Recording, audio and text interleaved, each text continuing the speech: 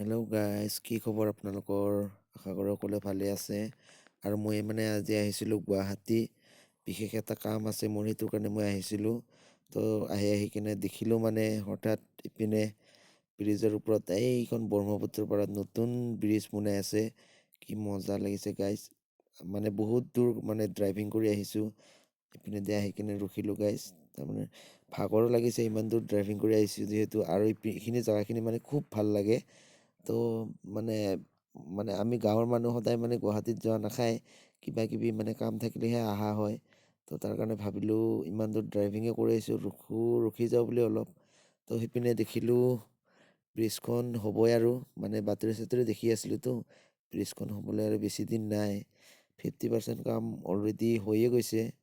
তো ভাবিলোঁ আপোনালোককো দেখুৱাওঁ ব্ৰিজখন কেনেকুৱা হৈছে। আৰু ময়ো ৰখি কিনে চালোঁ, তো কি ধুনীয়া সুন্দৰ সুন্দৰ বতাহ আহি আছে গাইজ। আপোনালোকে চাওক। Bye bye.